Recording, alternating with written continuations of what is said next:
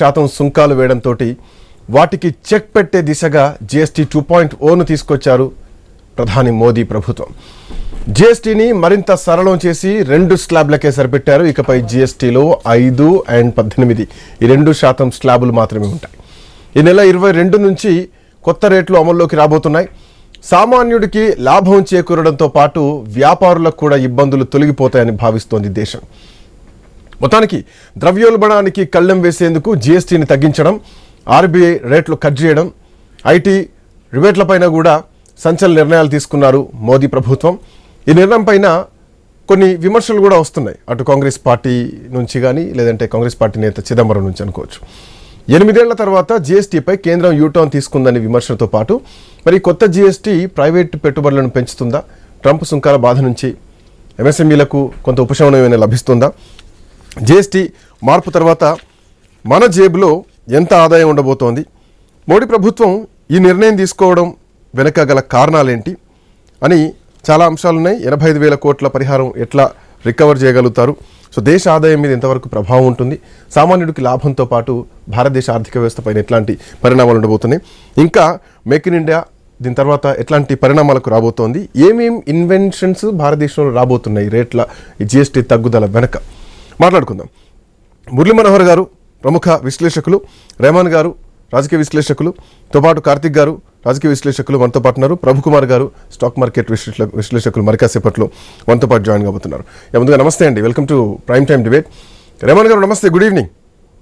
నమస్తే Srikanth, good evening. Double bonanza, double Diwali ఈసారి ప్రధాని మోదీ ఆగస్టు 15 రోజు ప్రకటించినట్టు జీఎస్టీ తగ్గింపు నిజానికి దేశం అంతా కూడా, అంటే ఒక చిన్న ఎగ్జాంపుల్ మనం మాట్లాడుకోవాలి. ఇట్లాంటి ఇన్సిడెంటే గతంలో కూడా మనం సేమ్ ఇన్సిడెంట్ ఫీల్ అయ్యాం. ఐటీ వాళ్లకు ట్యాక్స్ ఎగ్జంప్షన్ చేస్తూ మోడీ ప్రభుత్వం తీసుకున్నటువంటి నిర్ణయం ఆ రోజు ఢిల్లీ ఎన్నికల మీద చాలా పెద్ద ప్రభావం పడింది.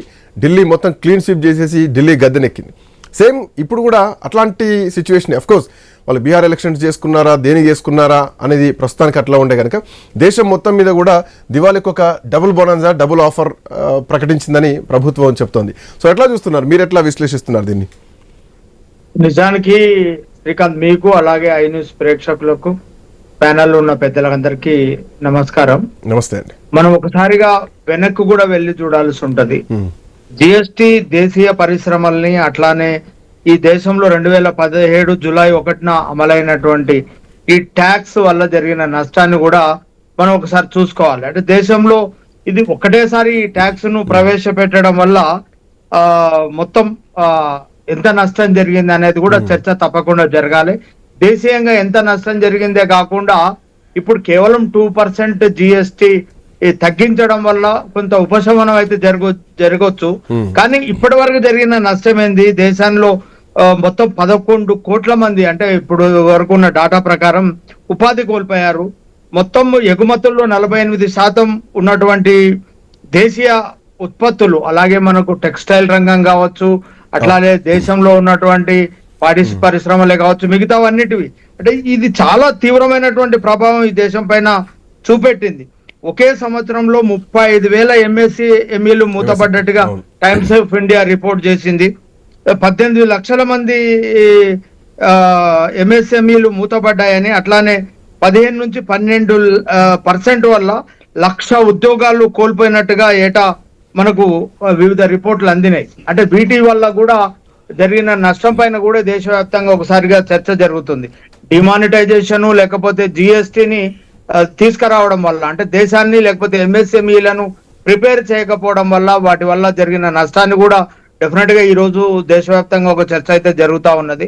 ఏమైనా అంటే ప్రభుత్వాలు చాలా సార్లు కొన్ని మంచి పనులు చేస్తాయి, అవి ఎన్నికలు వచ్చినప్పుడే కావచ్చు, లేకపోతే మీరు అన్నట్టుగా ఇప్పుడు ట్రంప్ విధించినటువంటి సుంకాల వల్ల కావచ్చు, దేశీయాన్ని మేక్ ఇన్ ఇండియాని కాపాడుకోవడం, లేకపోతే దేశీయ ఉత్పత్తుల్ని, ఎగుమతుల్ని కాపాడుకోవడానికి కావచ్చు. మొత్తానికి ఎందుకు చేసినా పర్వాలేదు, కానీ ఒక ఊరట అయితే లభించింది. ఈ ఊరట కొంత దేశానికి, అట్లా ఎంఎస్ఎంఈలకు అయితే కొంత పనికొచ్చేదే. భవిష్యత్తులో ధీటుగా మనం ప్రపంచ దేశాలకు ఎగుమతులు అందించడానికి మన చేనేత పైన కూడా జిఎస్టీ ఉంది, ఇది పూర్తిగా ఎత్తేయాల్సినటువంటి అవసరం ఉంది.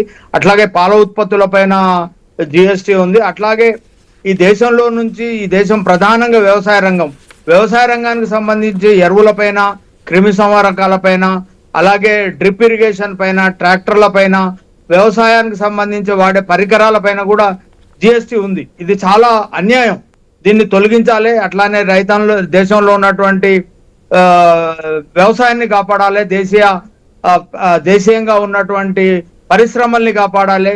చిన్న తరహా, మధ్య తరహా, అట్లాగే ఇప్పుడిప్పుడే ఎదుగుతున్నటువంటి ఉత్పత్తుల్ని, లేకపోతే వ్యవసాయ ఆధారిత ఉత్పత్తులు అన్నిటినీ దేశంలో కాపాడాల్సినటువంటి అవసరం ఉంది. కాబట్టి డెఫినెట్ గా ఇంకా తగ్గించాలి.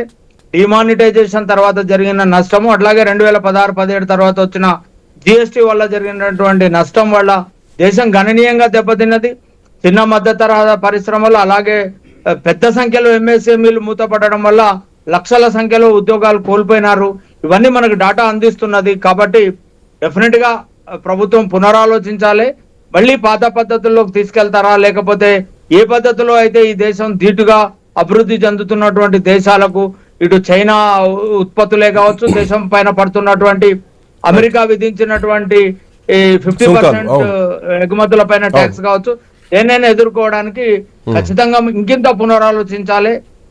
ఒక మంచి విధానం అయితే ఇప్పటికైతే కొంత ఊరట లభించేటువంటి అంశంగానే దీన్ని చూడొచ్చు. Srikanth, right, welcome back to మీ దగ్గరికి వస్తాను. ఒక చిన్న బ్రేక్ తీసుకుందాం. బ్రేక్ తర్వాత జిఎస్టి పైన ప్రభుత్వం తీసుకున్నటువంటి ఈ నిర్ణయం ఏదైతే ఉందో సామాన్యుడికి చాలా ఉపయోగకరంగా ఉంటుంది.